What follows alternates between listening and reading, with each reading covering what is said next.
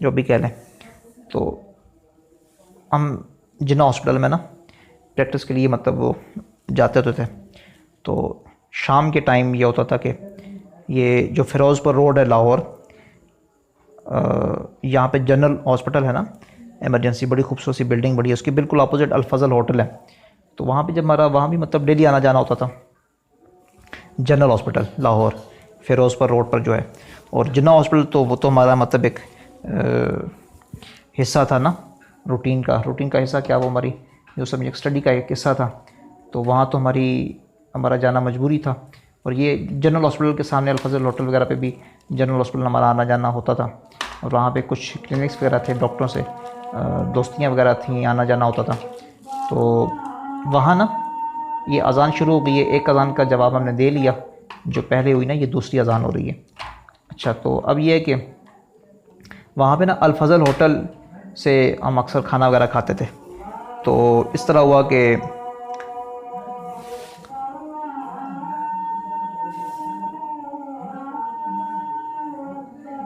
چلیں یہ اذان دوسری اس کو بھی سن لیتے ہیں. میں یہاں سے ویڈیو کو کاٹ لیتا ہوں، ویسے ہم نے سن لی ہے پہلی، چلیے دوسری بھی سن لیتے ہیں. یہ ریکارڈنگ میں نے دوبارہ سٹارٹ کر لی ہے. اس میں ہمارے علاقے میں نا یہ جو قریبی مساجد ہیں یہ تقریباً 7 مساجد ہیں. تو اب آپ خود سمجھدار ہیں کہ جو اذان ہوتی ہے یہ کم و بیش 5-6 منٹ کی تو ہوتی ہے. تو یہ 7 مساجد، تو یہ آپ خود دیکھ لیں، یہ تقریباً آدھے گھنٹے سے زیادہ بنتا ہے نا. تو اذانیں برحال ہوتی ہیں. تو ایک اذان سننا واجب ہے، باقی آپ سن لیں تو ٹھیک ہے، نہیں سنیں تو گناہ نہیں ہے نا. تو چلیں ہم نے دوسری اذان بھی اس کو بھی سننے کی سعادت حاصل کر لی ہے. تو میں آپ سے عرض کر رہا تھا کہ کچھ کلینک تھے جنرل ہاسپٹل کے سامنے، وہاں پہ ہمارا آنا جانا، دوست احباب وہاں پہ ہوتے تھے.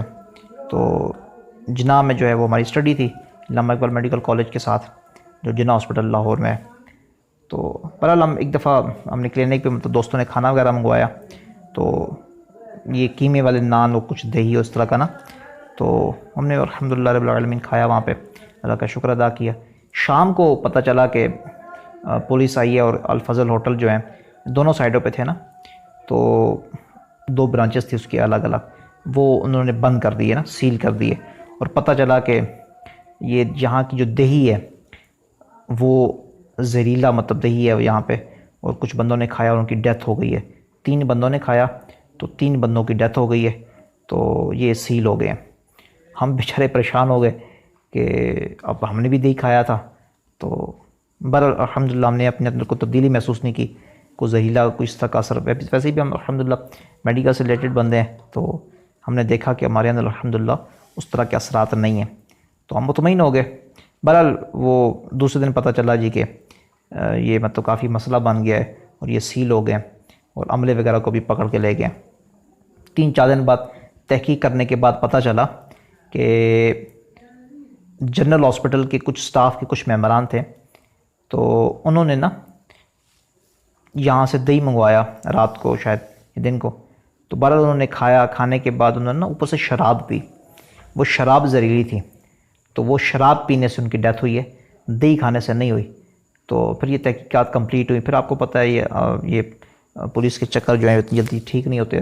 بہرحال وہ تقریباً ہفتے 2 ہفتے بعد جا کے وہ ہوٹل جو ہے وہ اس کی سیل کھولی گئی، اس کو دوبارہ عوام کے لیے کھولا گیا. بیچاروں کی بدری بدنامی ہوئی. بہرحال قصور کس کا تھا؟ دہی کا نہیں تھا بلکہ شراب کا تھا. زہریلی شراب پینے سے نا وہ 3 اشخاص کی ڈیتھ ہوئی تھی. اب میں آپ سے یہ پوچھتا ہوں کہ یہ 5 فرامین مصطفیٰ صلی اللہ تعالیٰ علیہ وسلم ہم نے سنے. پہلے فرمان میں لعنت کی گئی ہے، پہلے فرمان میں حرام کا تذکرہ ہے کہ یہ حرام ہے، ہر نشہ آور چیز شراب ہے. دوسری فرمان مصطفیٰ صلی اللہ علیہ وسلم میں لعنت فرمائی گئی ہے. تیسرے فرمان مصطفیٰ صلی اللہ علیہ وسلم میں یہ کہا گیا ہے کہ اللہ اور یوم آخرت پر ایمان نہیں رکھتا جو شراب پیتا ہے. چوتھے میں فرمایا گیا کہ شرابی جب شراب پیتا ہے تو اس وقت تک مومن نہیں ہوتا. اور 5ویں میں فرمایا گیا کہ شراب سب سے بڑا گناہ اور تمام برائیوں کی جڑ ہے. اور پھر آگے مزید جو ہے وہ حدیث مبارکہ میں جو الفاظ ہیں وہ اپنے سنے ہیں پہلے. تو یہ دیکھیں کتنا بڑا ہے وہ بدبخت ہے نا. اب شراب پینے کے بعد وہ مومن بھی نہیں رہے، ایمان کے چھن جانے کا وہ بھی ڈر رہا، لعنتیں بھی پڑتی رہیں اللہ تبارک و تعالیٰ کی، اور وہ اسی نشے میں مر گئے. تو کتنی بڑی بدنصیبی ہے نا. اب ان کو توبہ کا ٹائم بھی نہیں ملا, وقت نہیں ملا. ہم الحمدللہ رب العالمین میں آپ سے بھی عرض کروں گا کہ اب دکان والا آٹا کھانے کی بجائے نا چکی سے آٹا منگوایا کریں. اس میں آئرن کی مقدار بہت زیادہ ہوتی ہے. گندم کا جو چھلکا ہوتا ہے نا, اس میں اس کی آئرن کی مقدار بہت زیادہ ہوتی ہے. گھر کی خواتین کے لیے اور مردوں کے لیے بھی آئرن جو ہے یہ بہت ضروری ایک جز ہوتا ہے. تو یہ خوراک میں ہونا چاہیے. جو چیزیں کاٹنے کے بعد کالی ہو جاتی ہیں, کیلا ہے, سیب ہے, پالک ہے, تو جو چیزیں کاٹنے کے بعد کالی ہوتی ہیں نا اس میں آئرن بہت زیادہ ہوتا ہے. تو یہ چیزیں اپنی خوراک کا حصہ بنائیں تاکہ آپ کے اندر خون کی کمی اور یہ سارا معاملہ نہ ہو. چلیں آپ کو ایک ٹپ بھی بتا دی ہے آئرن کے بارے سے.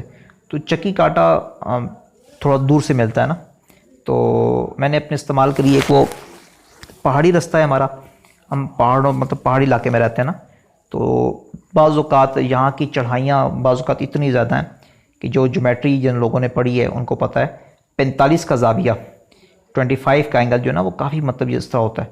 تو مطلب میرا یہ خیال ہے کہ یہ غالباً 25 اینگل سے بھی چڑھائیاں زیادہ ہوں گی بعض جگہوں پہ نا. یہ آپ خود اندازہ کرنے کی اتنی زیادہ چڑھائی ہیں. تو میں نے اپنے استعمال کے لیے نا ایک ATV بائک ہے, ہیوی بائک, وہ رکھی ہوئی ہے 4 ویلر. تو اس میں گیا ہوں آٹا لینے گھر کے استعمال کے لیے. چکی والا آٹا کے چلیں, وہ طاقت والا ہوتا ہے, اچھا ہوتا ہے استعمال کے لیے. تو جب میں لینے گیا تو بالکل مطلب ان چڑھائیوں سے اترا نا, تو وہاں پہ میں نے دیکھا کہ بس گری پڑی ہوئی ہے, مطلب یہ 7 کھیت وغیرہ کھیتوں میں پڑی ہے. میں بڑا حیران ہوا کہ یہ بس کے یہاں پہ اس علاقے میں کیا کام, بس تو یہاں چڑھ ہی نہیں سکتی, ناممکن ہے. تو وہاں جو کافی زیادہ عوام کھڑی تھی, میں نے اسے پوچھا کہ بس کا یہاں پہ کیا کام ہے, بس یہ اوپر کون لے کے آیا پہاڑیوں پہ اور یہ کس طرح مطلب یہاں پہ گری. تو کہتے ہیں جی کہ ایک بندہ شراب کے نشے میں تھا. اب غور سے سنیے گا جس کے لیے میں آپ سے واقعہ عرض کر رہا ہوں کہ شرابی تھا ڈرائیور, اس نے شراب پی ہوئی تھی. یہ 1 ہفتہ بھی نہیں گزرا, یہ ابھی کی بات آپ سے کر رہا ہوں. تو پتہ چلا معلوم ہوا کہ رات کو یہ مطلب بس آئی ہے, تو اس نے سواریاں وغیرہ اتاری ہیں. تو آگے پہاڑی ہے نا, تو پہاڑی مطلب رستہ مزید دشوار رستہ آتا ہے, تو جہاں پہ ہمارا مطلب گھر وغیرہ ہے.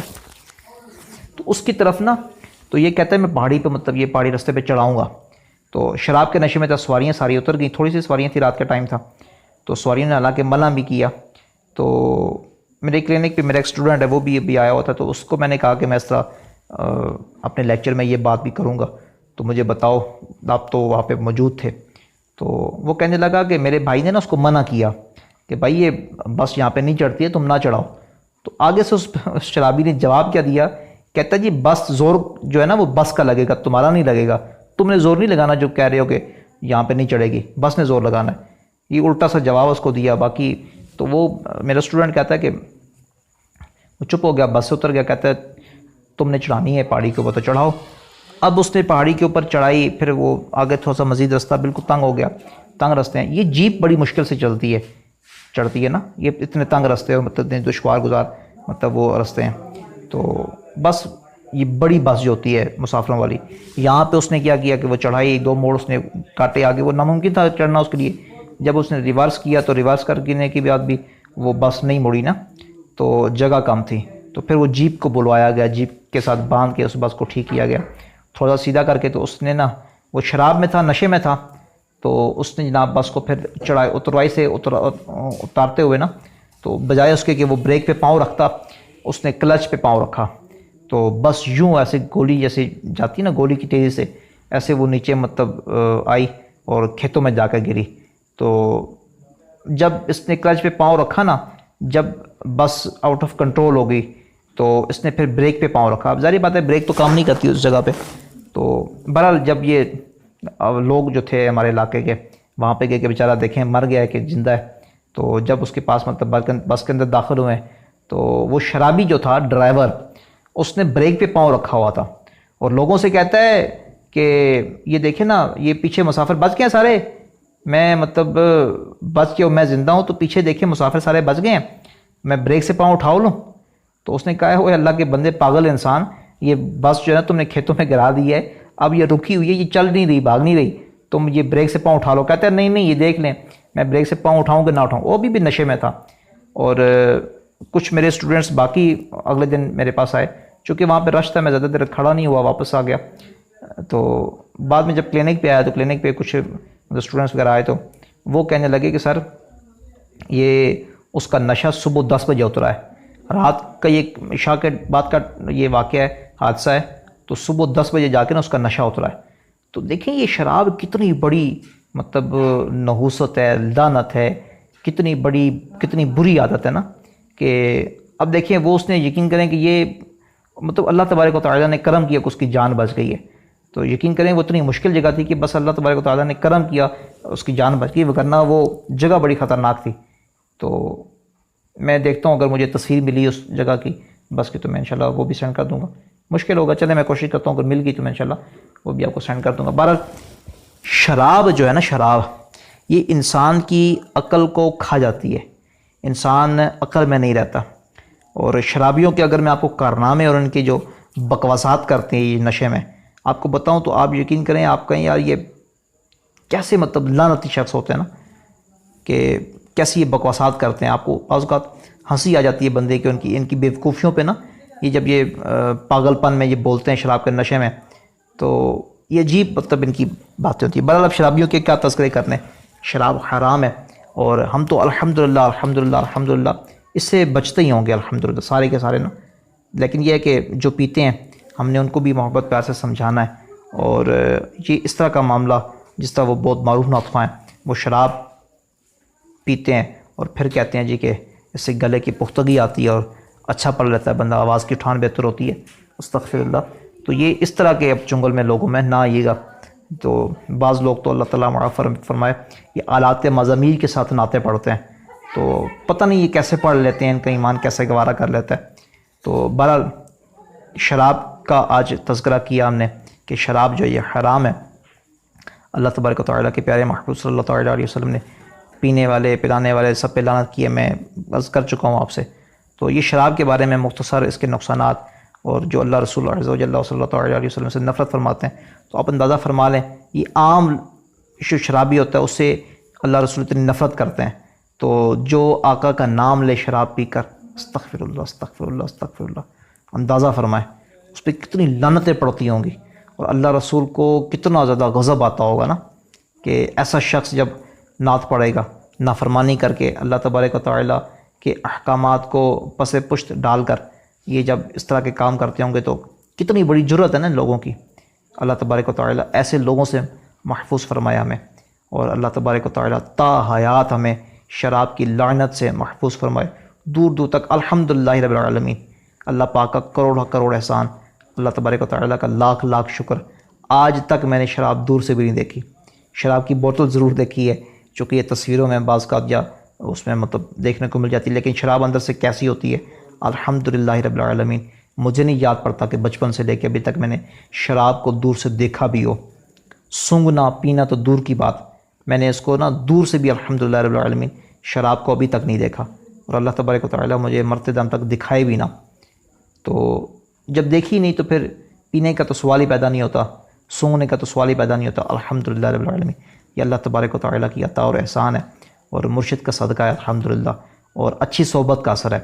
گھر میں جب اسلامی ماحول ہو نا، گھر میں اسلامی ماحول ہو، اسلامی دوست ہوں، تو الحمدللہ پھر بندہ برائیوں سے بچ ہی جاتا ہے۔ تو آپ بھی دیکھ رہے ہیں، آپ کے کچھ ایسے کر احباب ہیں، میں کیا تذکرہ کروں حضور، آپ یقین کریں کہ ان شرابیوں کے کارنامے اور ان چرسیوں کے کارنامے اب دیکھیں نا، میرے کلینک سے پیشنٹس آتے ہیں، ان کی فیملی آتی ہیں، تو میں ان کے حالات بیان نہیں کر سکتا، یقین کریں زبان لرز جاتی ہے کہ ان کے ایسے ایسے کرتوت اور ایسے ایسے کارنامے ہوتے ہیں، اور یہ بیچارے بچوں کو، بیوی بچوں کو، گھر والوں کو کتنا پریشان کرتے ہیں، اور ان کی وجہ سے کتنی آزمائشوں میں ان کے بیوی بچے پڑ جاتے ہیں۔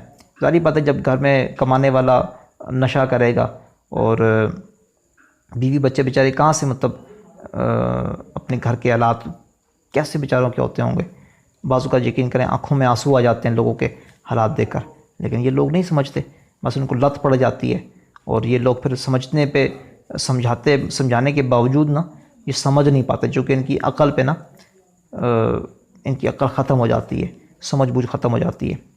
میں آپ کو ایک مدنی بہار ابھی چلیں، ویسے ٹائم تو بہت زیادہ ہو گیا، لیکن ایک مدنی بہار میں ذہن میں آ رہی ہے۔ جب میں لاہور میں کلینک کرتا تھا نا، تو میرے پاس ایک فیمیل پیشنٹ آتی تھی، تو وہ جب بھی آتی تھی، ظاہر بات ہے ڈاکٹر کے پاس تو وہ جا سکتے ہیں، مطلب فیمیل پیشنٹس مجبوری ہے.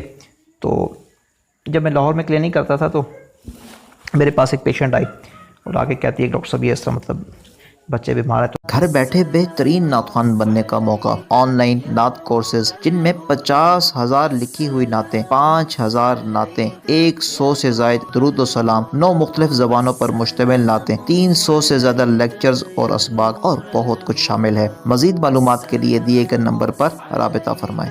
یا نور الہدا السلام علیکہ یا نور الہدا السلام علیکہ.